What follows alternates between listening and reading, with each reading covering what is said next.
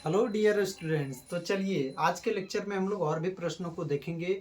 हमारा जो सीरीज चल रहा है ये आपका अभ्यास सीरीज चल रहा है। जो भी आपका अभ्यास प्रश्न से था उन सभी प्रश्नों का संग्रह हम लोग लेकर के आए हुए हैं। एक एक करके हम लोग क्वेश्चन को देख भी रहे हैं। तो अभी तक अभ्यास प्रश्न का 2 पार्ट जो है ऑलरेडी अपलोडेड हो चुका है। आज का जो हमारा ये तीसरा पार्ट है। जो जो बच्चे नहीं देखे हुए लिंक डिस्क्रिप्शन में ऐड कर दूंगा मैं, वहाँ से आप जा करके चेकआउट कर लीजिएगा, देख लीजिएगा। चलिए देखिए क्या बोल रहे हैं। निम्नलिखित पर टिप्पणी कीजिए। कुछ टिप्पणी लिखना है, ठीक है, कुछ बातों को बताना है। जैसे कि पहले दृढ़ता। दृढ़ता का मतलब क्या समझते हैं आप लोग? दृढ़, एकदम दृढ़ता का मतलब क्या होता है कि जिसका आकार जो रहता है वो बिल्कुल फिक्स रहता है, उसे हम लोग क्या कहते हैं? दृढ़ता कहते हैं। तो दृढ़ता पदार्थ का वह गुण होता है जो पदार्थ की आकृति व आकार बनाए रखती है। तो दृढ़ता के कारण ही पदार्थ का आकार और उसका आकृति मेंटेन रह पाता है। यदि जैसे कि समझिए ये ठोस है, तो इस ठोस ये मार्कर का जो आकार है इस प्रकार से एकदम फिक्स है। क्यों? क्योंकि इसमें दृढ़ता का गुण सबसे अधिक है।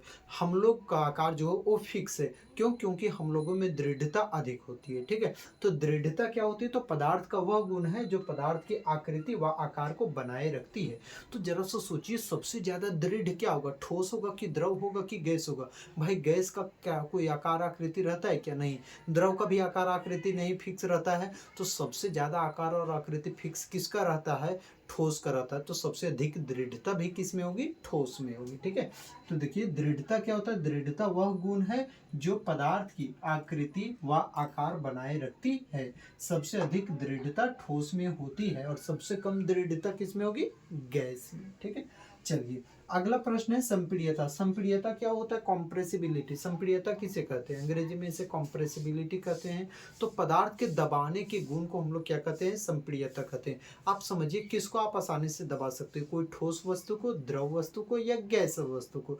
किसको आप आसानी से दबा सकते हो? गैस को दबा सकते हो ना। तो गैस में संपीड्यता सबसे अधिक होता है, जबकि ठोस को बहुत ही ताकत लगाना पड़ता है। भाई इसी को देखिए तो ये दबेगा क्या? नहीं। क्यों? क्योंकि इसमें संपीड्यता का गुण सबसे कम है। लेकिन जिसको आसानी से दबा दिए, जैसे कि गैस हो गया, ठीक, जैसे कि बैलून में हम लोग बैलून को फुला लेते हैं इस तरह करके और उसके बाद उसको दबा देते हैं, तो उसको बहुत ही आसानी से दबा लेते हैं। तो गैस को आसानी से दबा सकते हैं, इसका मतलब उसमें संपीड्यता अधिक है। ठोस को आसानी से दबा नहीं सकते हैं, इसका मतलब उसमें संपीड्यता कम है। तो संपीड्यता क्या होता है? तो संपीड्यता पदार्थ का वह गुण है जिससे क्या किया जाता है? पदार्थ को दबाया जा सकता है, ठीक। तो क्या लिखें? किसी पदार्थ के दबाने, ये दा लिखा हुआ है, ठीक है। किसी पदार्थ के दबाने के गुण को संपीड्यता कहते हैं। तो सबसे आसानी से किससे दबाया जा सकता है? गैस को। तो लिखे हुए हम कि गैसों में संपीड्यता का गुण सबसे अधिक होता है क्योंकि इसे आसानी से दबाया जा सकता है, जबकि सबसे कम संपीड्यता का गुण किसमें होगा? ठोस में। चलिए यही से संपीड्यता से एक प्राकृतिक जो नेचुरल गैस हमारा बनता है वो क्या है? CNG। इसका फुल फॉर्म क्या होता है आपका? C से हो गया कॉम्प्रेस्ड, ठीक है, यानी कि संपीड़ित। N से क्या हो गया आपका? नेचुरल। और G से क्या हो गया आपका? गैस। तो CNG का फुल फॉर्म याद रखिएगा, कॉम्प्रेस्ड नेचुरल गैस, संपीड़ित प्राकृतिक गैस, हिंदी नाम। चलिए आगे तरलता। तरलता क्या होता है? तो पदार्थ जो बह रहा है, जैसे कि आप पानी होता है तो पानी उन्हें आप छिड़क देते हो तो पानी एक जगह नहीं रहता, पानी बह जाता है।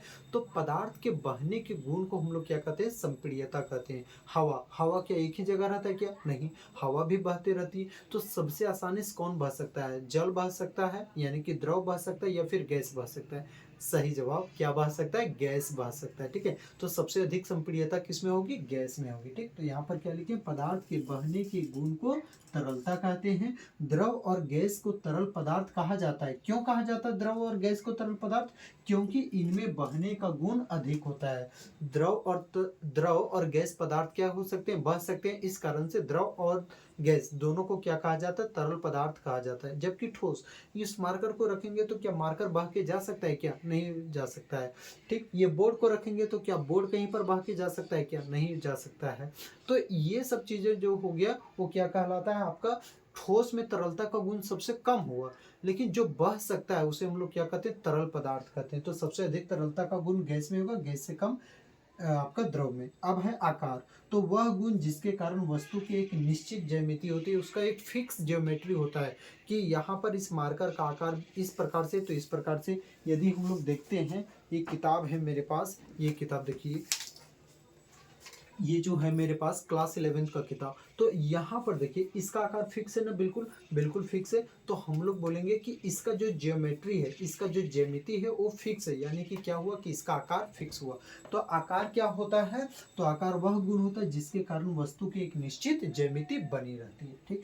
उसके बाद है गतिज ऊर्जा, तो वह ऊर्जा जिसके कारण पदार्थ के कण क्या करते रहते हैं, गति की अवस्था में होते हैं। गतिज ऊर्जा क्या होती है कि वह ऊर्जा होती है जिसके कारण पदार्थ के कण गति अवस्था में होते हैं। जैसे समझिए हवा ले लीजिए, तो हवा के कण जो होते हैं वो क्या कौन अवस्था में होते हैं, गति की अवस्था में। तो उस ऊर्जा को हम लोग क्या कहेंगे, गतिज ऊर्जा कहेंगे। पानी ले लीजिए, तो पानी के भी कण कौन अवस्था में होते हैं, गति अवस्था में होते हैं, तो उस ऊर्जा को हम लोग क्या कहेंगे, गतिज ऊर्जा कहेंगे, ठीक। उसी प्रकार से अब हम लोग पढ़ते हैं, चलिए तो ये हो गया ना। थोड़ा सा और देख लीजिए कि गैसों के कणों में सबसे अधिक गतिज ऊर्जा होती है। क्यों, क्योंकि गैस के कण आसानी से इधर उधर गति कर सकते हैं। तो सबसे अधिक गतिज ऊर्जा किसमें होगी, गैस के कण में, और सबसे कम गतिज ऊर्जा किसमें होगी, ठोस के कण में होगी। अब यहाँ पर एक और चीज को हम लिखें, बट इसको शॉर्ट में लिखेंगे, क्या कि तापमान के बढ़ने से, अब हम लोग कोई गैस में तापमान को बढ़ाएंगे, तो जाहिर सी बात है कि तापमान बढ़ाएंगे तो उसका जो भी कण रहेगा वो तितिर बितिर होने लगेगा, अकबकाने लगेगा, तो उसके कणों की जो गतिज ऊर्जा रहेगी वो गतिज ऊर्जा भी बढ़ जाएगी। तो तापमान के, यहाँ से आप इसको सेंटेंस में क्या लिख सकते हो कि तापमान के बढ़ने से कणों की गतिज ऊर्जा भी बढ़ जाती है। आगे है घनत्व, तो देखिए घनत्व क्या होता है, तो इसको हम मिटा रहे हैं, आप इसको स्क्रीनशॉट ले लीजिएगा, ठीक है। चलिए अभी हम लोग थोड़ा सा घनत्व को और डिटेल में समझ लेते हैं, घनत्व क्या होता है। घनत्व, तो घनत्व को हम सब क्या कहते हैं, घनत्व को हम सब कहते हैं डेंसिटी, ठीक है। क्या कहते हैं इसे हम सब, डेंसिटी। तो हम यहाँ पर डेफिनेशन लिखे हुए हैं कि किसी पदार्थ के द्रव्यमान प्रति इकाई आयतन को घनत्व कहते हैं। मतलब द्रव्यमान प्रति इकाई आयतन, एक फिक्स आयतन में कितना द्रव्यमान है, फिक्स आयतन में कितना द्रव्यमान वो ले सकता है, यही उसका क्या कहलाता है, घनत्व कहलाता है। जैसे समझिए, अब आयतन का ऐसा ही मात्रा क्या होता है, मीटर क्यूब। तो मान लेते हैं कि 1 मीटर क्यूब में 5 केजी का सामान ले सकता है। सपोज करते हैं कि 1 मीटर क्यूब में 5 केजी का सामान ले सकता है, तो इसका घनत्व क्या हुआ यहाँ पर कि 5 केजी पर मीटर क्यूब हो गया। ठीक उसी प्रकार से फिर से हम इकाई आयतन लिए, 1 मीटर क्यूब इकाई आयतन, दैट मीन्स 1 मीटर क्यूब। तो इस 1 मीटर क्यूब में अब की बार 5 केजी नहीं, 10 केजी सामान ले लिया। वही वही 1 ही मीटर क्यूब है, 1 ही मीटर क्यूब आयतन में पहले 5 केजी सामान लिए, तो उसका घनत्व हुआ 5 केजी पर मीटर क्यूब। अब क्या हो रहा है कि वही 1 ही मीटर क्यूब जो आयतन एरिया है, जो आयतन है हमारा, वॉल्यूम है, उसमें अब 10 केजी जगह ले लिया, 10 केजी का द्रव्यमान ले लिया, तो इसका घनत्व क्या हो जाएगा, 10 केजी पर मीटर क्यूब। अब देखिए, तो 1 मीटर क्यूब इसमें भी है और 1 मीटर क्यूब इसमें भी है, बशर्ते क्या है कि 1 मीटर क्यूब इस आयतन में सिर्फ 5 केजी ही द्रव्यमान ले रहा है, और जबकि इसमें 10 केजी द्रव्यमान ले रहा है। तो भाई द्रव्यमान ज़्यादा तो इसमें ना ले रहा है, तो घनत्व इसका क्या हो जाएगा, ज़्यादा हो जाएगा। तो घनत्व क्या होता है कि इकाई आयतन में जो भी द्रव्यमान रखा जाता है, जितना द्रव्यमान हो सकता है, वही क्या कहलाता है, घनत्व। कि किसी पदार्थ के द्रव्यमान प्रति इकाई आयतन को क्या कहते हैं, घनत्व कहते हैं। तो घनत्व का फॉर्मूला क्या बन गया आपका, द्रव्यमान बटे आयतन। यदि इसका हम लोग एसआई मात्रक पर चर्चा करें, तो घनत्व का जो एसआई मात्रक है वो क्या होता है, देखिए यहाँ द्रव्यमान का क्या हो गया, केजी हो गया, ठीक। और बटा है तो बटा के बदले पर, और आयतन का क्या होता है, मीटर क्यूब। तो इसका एसआई मात्रक क्या हो गया, केजी पर मीटर क्यूब। एक और बताइए, यहाँ पर हम लोग जरा सा एक दो जाली ले लिए, ठीक है। एक जाली ये हो गया और एक जाली ये हो गया, दोनों समान आकार का जाली, ठीक है। ये दोनों का समान आकार का जाली, बट इस जाली में क्या है ना कि यहाँ पर देखिए ऐसे ऐसे करके इस प्रकार से, ठीक। और एक और जाली ले लिए, इस प्रकार से एक और जाली हम लिए हुए हैं, और इस जाली में इस प्रकार से ऐसे ऐसे करके जगह छोड़ा गया है।